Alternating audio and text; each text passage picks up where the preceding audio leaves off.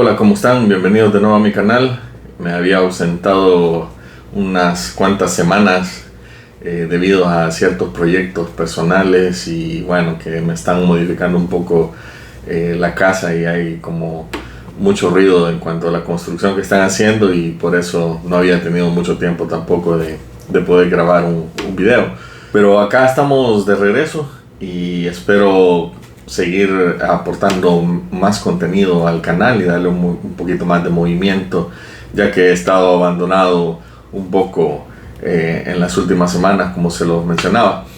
Pero vamos a tomar un tema que me pareció interesante en otros canales de coleccionistas de vinilos y es 12 vinilos de los años 90, que bueno, tal vez en este contexto no hay un orden específico del, digamos, el número uno, el que más me impacta, aunque sí, quizás un poco influenciado por mi gusto, pero creo que a lo largo de estos 12 discos que les voy a mostrar, creo que son álbumes que marcaron época y bueno, muy representativos de sus géneros musicales o movimientos que fueron tomando relevancia en estos años 90.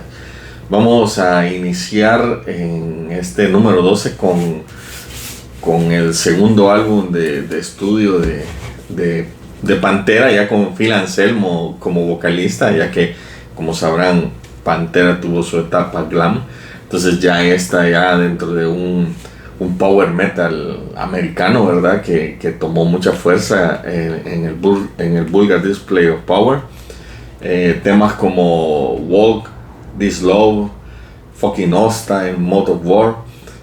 Un disco definitivamente más pesado que el Cowboys. E incluso me atrevería a decir que quizás mejor producido en comparación al otro álbum. En cuanto a la producción, Terry Date, que obviamente es un productor de relevancia en los 90s y en los 2000, junto a Pantera trabajaron en esta producción de este álbum emblemático de Pantera. Obviamente inspiró a muchas bandas dentro del power.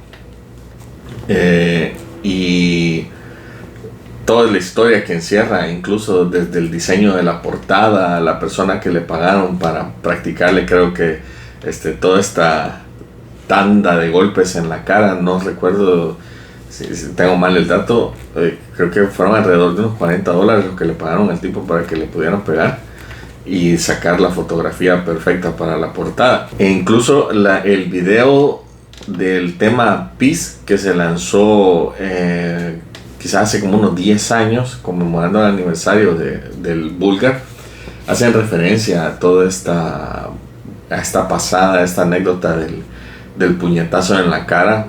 Salen varios tipos dándose unos a otros en la cara, y eso es parte como del video del tema Peace, que se desprendía en ese momento como un demo perdido de la era del Vulgar. Este es el disco número 2 en este ranking de Pantera, el Vulgar Display of Power.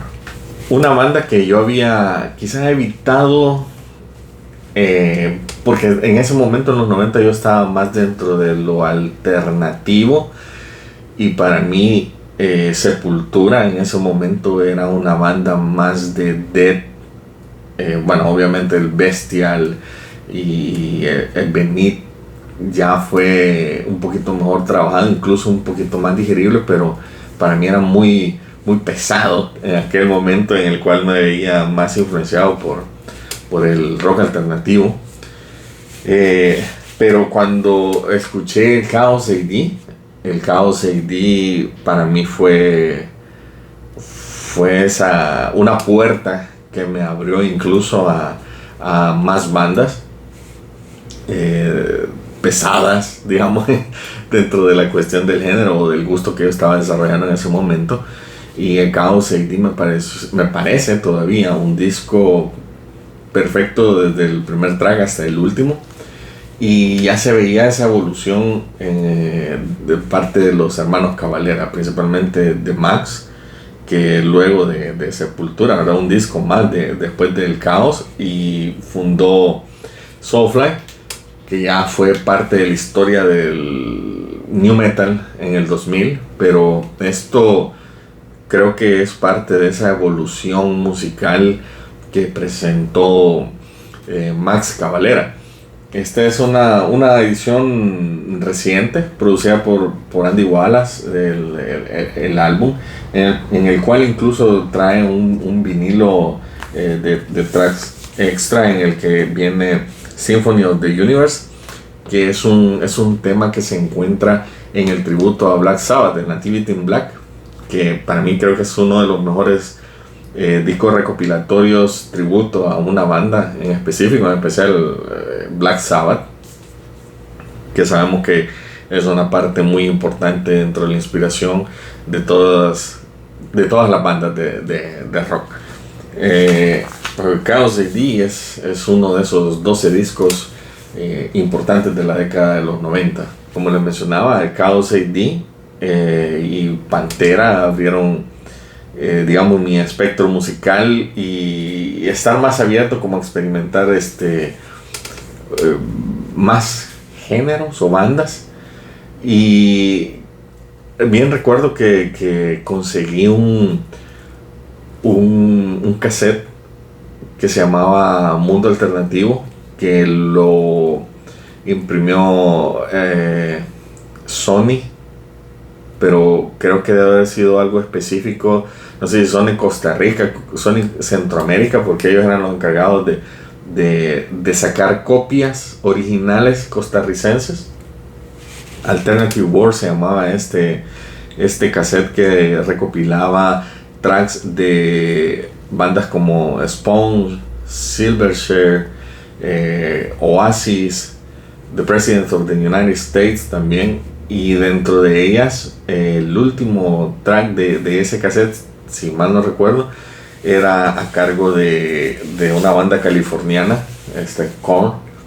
El disco, me parece que, el cassette, creo que era como de los singles promocionales de estas bandas. Y aunque ya ahí por el 94, si no me equivoco, ya Oasis ya andaba viviendo, creo que de la fama ya, ¿verdad? Pero quizás acá en El Salvador, que es el país donde yo vivo, recuerdo que quizás por ahí fue la primera vez que yo escuché a Korn. Pues me parece que este álbum, junto al Roots, habrán sido esas semillas quizás más notables dentro de la generación del New Metal. Entonces estamos hablando de que Korn lanza este álbum en 1994, y justo casi dentro de lo que se denomina el post-grunge, ¿verdad? Tras la muerte de Kurt Cobain, casi que ya venía este New Metal, que a finales de los 90 e inicios de los 2000 fue cuando tomó más fuerza. Pero sin duda alguna Korn fue una de estas bandas que dieron esa patada inicial y se consideraban como los padrinos de muchas bandas, como el caso de Limp Bizkit, de Deftones, que casi que andaban girando juntos. Incubus también era una banda que andaba siempre con ellos. Y sin duda alguna la introducción de el bajo de 5 cuerdas, la guitarra de 7 cuerdas y esa afinación un poquito más pesada, crearon que Korn hiciera un ruido de verdad que se hiciera notar, y definitivamente muy distinto a todo lo armonioso y esto alternativo, que para mí el término alternativo se le acuñó ya que se volvía una música diferente a lo que veníamos viendo en los 80s, ¿verdad? E inicios de los 90 incluso, y esto se volvió como la alternativa a esa música. Entonces ya esto era como el new metal, un metal diferente a lo que se venía produciendo en los 80s y temas definitivamente como Blind, como Clown, como Shoot and Later, como Fake de este álbum son sin duda alguna muy representativos del tiempo del inicio de Korn, y que a los 20 años del aniversario de los 20 años de este álbum, fue que se desveló mucho sobre en realidad el contenido exacto tras la letra e interpretación, incluso porque evitaban interpretar el tema Daddy de este álbum, debido a toda la vivencia que sufrió Jonathan Davis, y que creo que muchos artistas o muchos vocalistas de todo este tipo de bandas, estos primeros discos eran bien oscuros. Creo que en todos los 90 se dejó de hablar de aquello de sexo, drogas y rock and roll como parte principal de las letras de las canciones, y eso fue lo que hizo que aunque la música fuera diferente, por ejemplo Nirvana o The Korn, por ejemplo, siempre trataban como esos temas que eran bien personales, bien dentro de la cabeza en este caso Jonathan Davis y Kurt Cobain, aunque rítmicamente sonaban diferentes, pero siempre era un lugar oscuro dentro de sus cabezas, y la música y estos álbumes sirven como para expresar todas esas vivencias, ¿no? Este es el disco número 10, si no me equivoco, de este top 12. Llegando a la música esta de Seattle que me influenció, el Dirt me parece que es un ejemplo muy claro de esa oscuridad, tanto musical como lírica, a la que podían llegar estas bandas de grunge, que aunque ellos mismos, ¿verdad?, no aceptaban el término grunge como su estilo, pero creo que algo que tenía Alice in Chains, y que obviamente lo mantiene, aunque ya no es esta misma vibra entre Lane y Cantrell, es ese juego armónico de las voces. Es algo que ninguna otra banda maneja a la perfección como lo hicieron ellos. Y este es el disco que les dio el salto mundial, ¿verdad?, a la fama. Ya ellos en la fase del facelift, ellos giraban junto a Pearl Jam, por ejemplo, Red Hot Chili Peppers. Ya en esta etapa del Dirt, ellos giraban con bandas como Slayer, como Megadeth, como Pantera, apoyando las giras de los discos principales de estas bandas de ese momento. Y no andaban ya tanto dentro de lo que es alternativo en sí, pero también temas como Rooster, Dirt, Angry Share, Wool, Sigman, son temas que exploran todas las emociones que Lane y Cantrell estaban viviendo en esos momentos, ya que ellos fueron los principales escritores tanto de la música como de la lírica de estos álbumes de Alice in Chains. Este es otro disco muy representativo de los 90, en mi opinión personal, ¿no? El disco número 8 de este top que he hecho de los discos más representativos de los 90 está a cargo de una banda muy reconocida, y que en este momento ya estaban ellos viviendo ya de una fama exagerada, ¿no? Estamos hablando de los Red Hot Chili Peppers con este disco Blood Sugar Sex Magic, un disco que tiene sin duda alguna clásicos de los Peppers. Temas como Breaking the Girl, Suck My Kiss y Give It Away son sin duda alguna de los más representativos de este álbum. Un álbum que también a mi opinión fue el que ya los dejó en un estatus de rockstar, que les permitió explorar nuevos caminos o perfeccionar. De hecho, su forma de crear música, pero que sin duda alguna es un discazo completamente, ¿verdad? Es un álbum que creo que no puedes no escucharlo de principio a fin, ¿verdad? Y vivir esa emoción que transmiten los Red Hot Chili Peppers en este álbum. Esta es una edición en doble vinil lanzada en el 2011. Así que tenemos en este puesto a los Red Hot Chili Peppers con el Blood Sugar Sex Magic. En el puesto número 7 se encuentra una. En el puesto número 7 viene una banda inglesa a robarse el puesto. Creo que es un álbum, bueno, creo que es el más representativo también de esta banda. Estamos hablando de Oasis. Este álbum que ya los trajo de giras problemáticas, obviamente, dentro de la historia de la banda ya en Estados Unidos, shows en los que Liam no se presentaba y Noel desarrollaba el rol tanto de vocalista, que bueno que era que se le daba esa parte, no solo la cuestión de escribir la letra y la música, pero que este álbum tuvo una gira muy turbulenta, ¿no? Y que de hecho ese rol de Liam de rockstar que no se presentó cuando fue su versión Unplugged en Inglaterra, son de las cosas que a Noel lo hartaron, ¿verdad? Hasta los finales de la banda, ¿no? Que él ya no quería seguir siendo parte de Oasis. Y una banda que no solo se compara a sí misma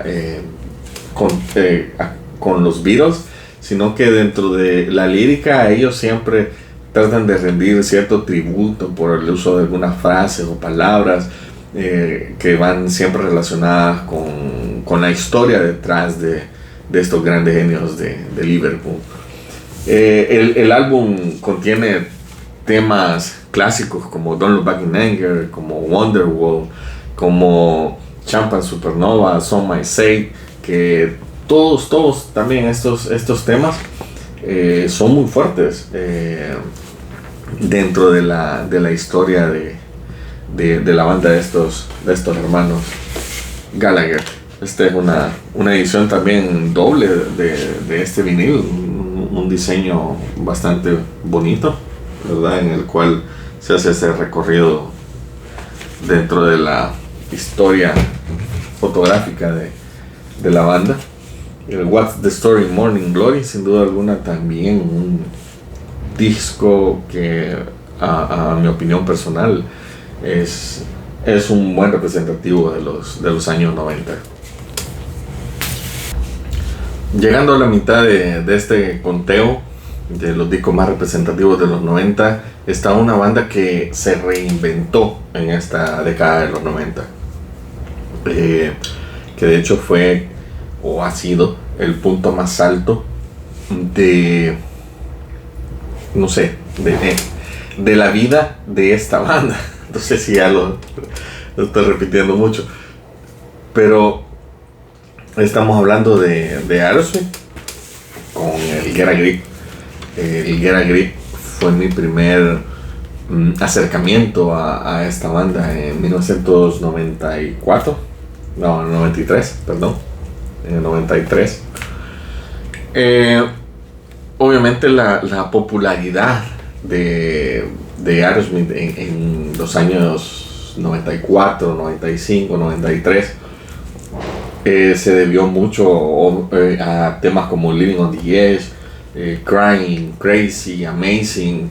Y como le digo, este fue como mi introducción a Aerosmith, y esto me hizo ir hacia atrás, que para mí hay una trilogía creativa para esta banda, que viene desde el álbum El Permanent Vacation a finales, si no me equivoco, de los 80, y el Pump de los 91, 90, no recuerdo bien la fecha ahorita, pero con cierran ese triángulo de perfección para mí, porque esos tres discos creo que no tienen desperdicio alguno. Y fue la cúspide creativa de Steven Taylor y Joe Perry. Y la popularidad, obviamente también los medios de comunicación, el momento que estaba viviendo la televisión, la radio, y más acceso de CD, el cassette, el vinilo y todo eso, porque lo tuve en cassette en esos años. Creo que fueron muy importantes para que todos pudiéramos vivir en esta etapa esa reivindicación de Aerosmith. Pues bueno, todos o la mayoría, ¿verdad? Sabemos de que en esos momentos era bien difícil obtener una información súper confiable tanto de historias de la banda o de discografías. Hoy solo nos sentamos, tecleamos en Google y ya podemos conocer toda esa historia, ¿verdad? Pero no todos sabemos qué disco, qué número no todos sabíamos que este era el disco número no sé cuánto dentro de la discografía de la banda, o que tenía tantos singles, etcétera, etcétera, o cuál era incluso el orden en el que ellos lanzaban los singles. En esta era el Get a Grip, ellos formaron parte también dentro de esta vida dentro de los medios, como se lo mencionaba antes, en televisión y películas. Y creo que fue la recompensa tras la rehabilitación, principalmente de Steven Taylor, que era el principal miembro, escritor de la banda, pero que sus adicciones no lo dejaban seguir más allá. Por eso el Permanent Vacation, el Pump y el Get a Grip, creo que los considero como esa recompensa tras la rehabilitación básicamente de toda la banda, y que fue un buen momento, que no tuvieron que verse afectados en una reinvención musical como lo hicieron otras bandas, cambiar su género y adecuarlo más a lo alternativo que se estaba viviendo en ese momento, sino que ellos siguieron creando bajo la línea musical que ellos manejaron siempre, el hard rock and roll, y tuvieron su recompensa. Y que lastimosamente creo que el Nine Lives y quizás el Just Push Play, en lo personal, para mí esos han sido los últimos mejores trabajos de Aerosmith, aunque han lanzado como 2 o 3 discos más, y al igual que Metallica siguen viviendo de las glorias pasadas y de Great Hits. En el quinto puesto están unos españoles que con su cuarto álbum ellos ya lograron concretar su estatus de leyenda. Son los Héroes del Silencio con su disco Avalancha, que creo que fue ya tanto del ocaso como el pico máximo de la carrera de estos españoles. Aunque obviamente el Espíritu del Vino es un disco increíble, ¿verdad? Pero creo que la Avalancha ellos ya pudieron experimentar muchas más influencias, qué es lo que querían hacer, ya era lo que ellos querían básicamente, aunque nunca fueron controlados por las disqueras o productores. Casi siempre ellos hicieron lo que quisieron.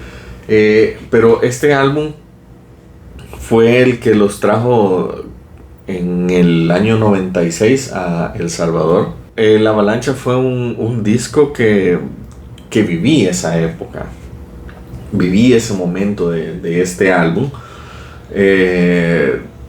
que fue lo último de Héroes como banda, de verdad creativo.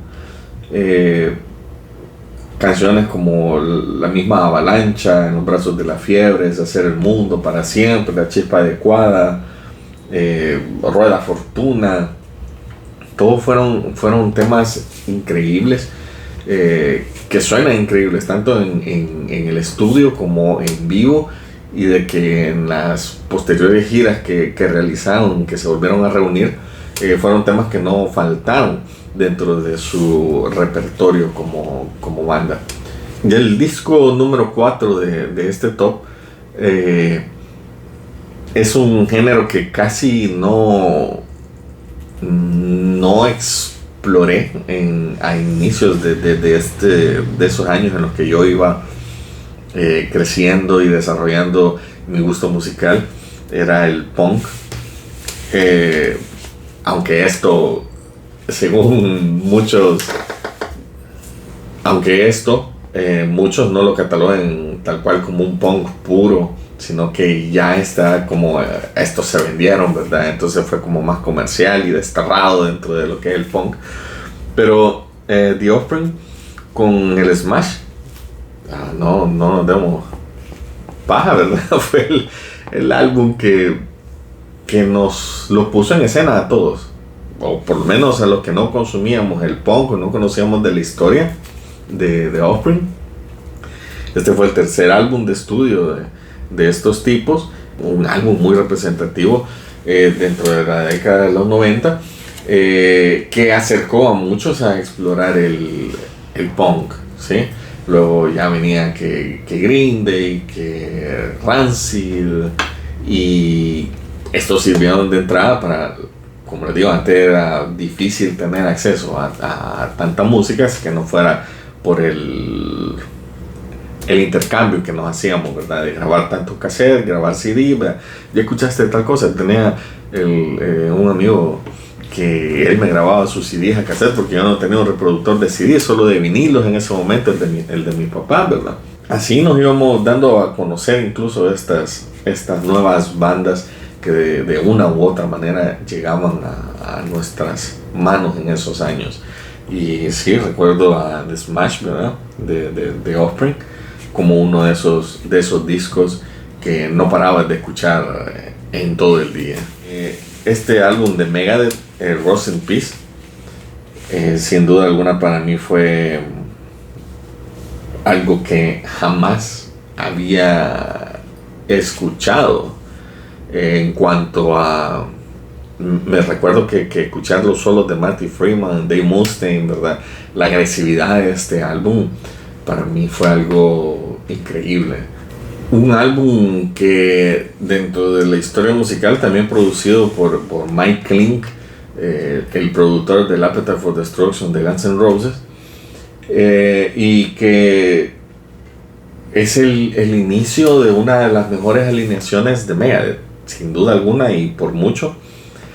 Se alinearon los planetas a saber en qué posiciones, pero Megadeth difícilmente ha vuelto a tener una fase creativa y musical como la que partió desde el Rust in Peace. Es cierto, hay álbumes clásicos hacia atrás, como también ha tenido buenos aportes hacia adelante después de esta era de esta alineación de Mustaine, Freeman, de Nick Menza y Dave Ellefson. Sí, ha tenido buenas cosas también, pero creo que el mejor momento de esta banda partió en este álbum. Sí, recuerdo este disco, sin duda alguno fue para mí una explosión, ¿no? ¿Verdad? Porque jamás había escuchado ese salvajismo. O sea, recuerdo que quizás después de escuchar esto, me abrí un poco a escuchar también Slayer, King Diamond, Dio, recuerdo también en ese momento, pero no tenía, incluso Slayer yo no le sentía tanto como lo que me impactó e impresionó a mí de la guitarra de este disco, que para mí fue un sueño haberlo vivido en vivo en la gira del Rust in Peace, del aniversario de Rust in Peace en el 2010. Vinieron incluso también acá a El Salvador y tocaron completo de principio a fin este grandioso disco. Para mí fue uno de los mejores shows a los que he ido. y sin duda alguna lo disfruté un montón. El Rust in Peace de Megadeth, una obra maestra sin duda alguna de los años 90. Y ya para ir cerrando este video, que quizás va a quedar un poco largo, pero no verlos aburridos, he tratado de ser lo más breve. Están dos de mis bandas favoritas de los 90. Estoy hablando en segundo lugar de el Nevermind de Nirvana. Ya todos, como te voy a decir así, no va a decir que me lo censuren, ¿no? El Nevermind de Nirvana es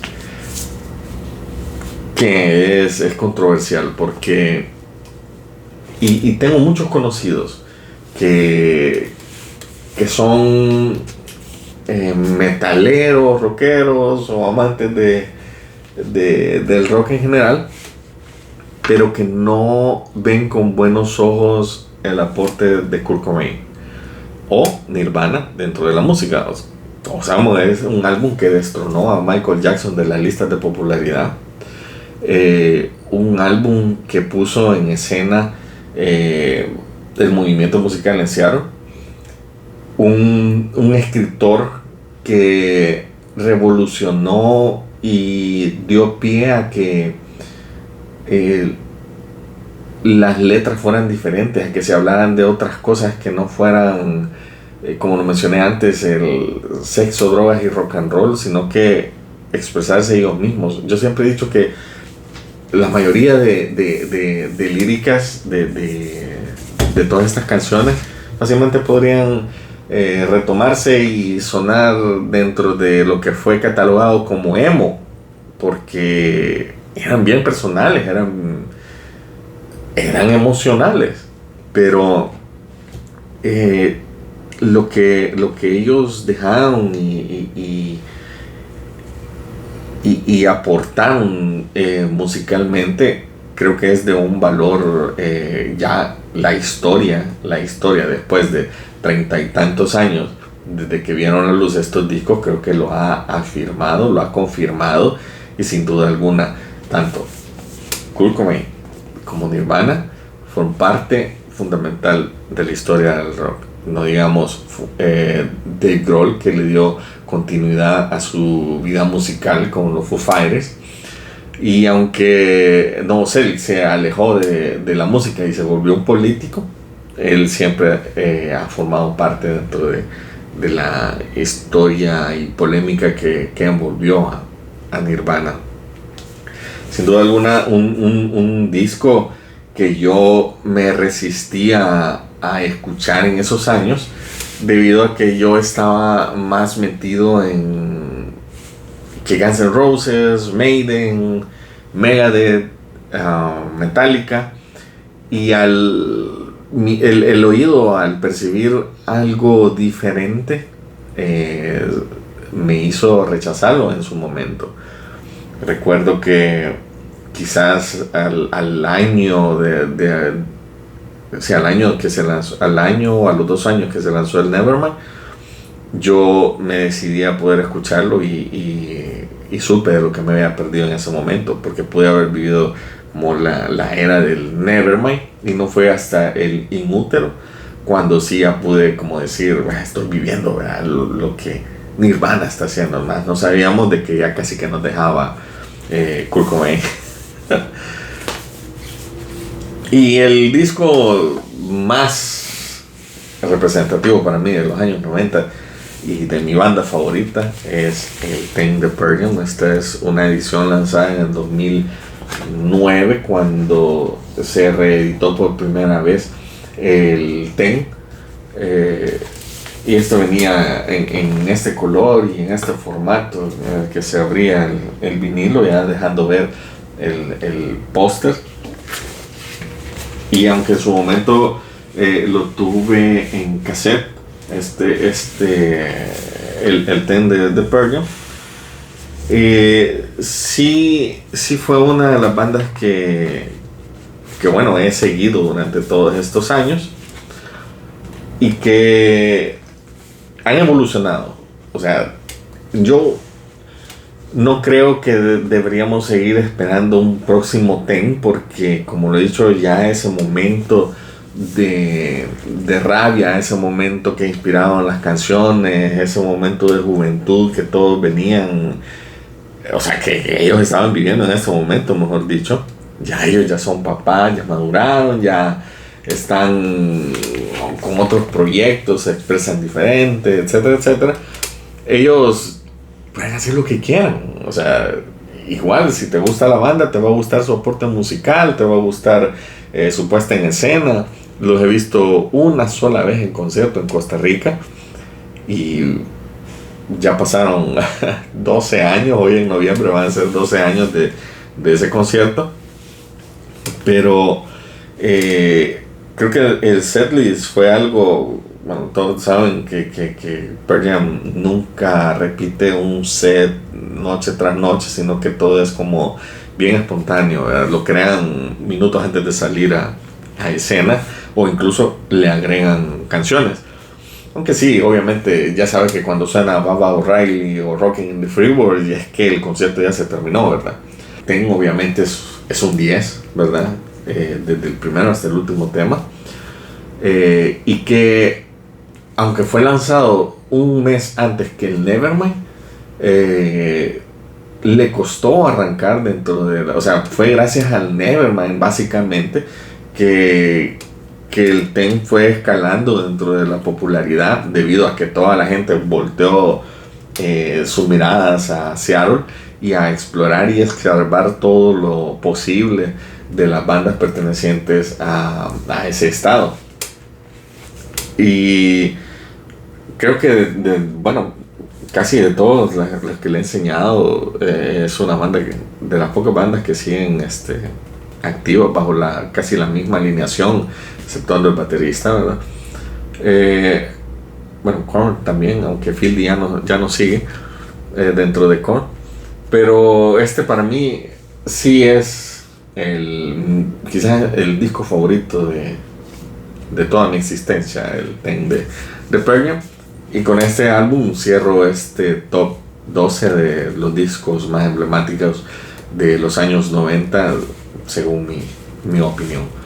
Así que nos vemos pronto y espero que hayan disfrutado el video. Y si quieren compartirme cierta información, corregirme algo en lo que yo me haya equivocado al respecto de estos discos, o ustedes déjenme ahí también cuáles fueron de esos discos, en cuáles si coincidimos o cuáles otros agregarían ustedes a su lista.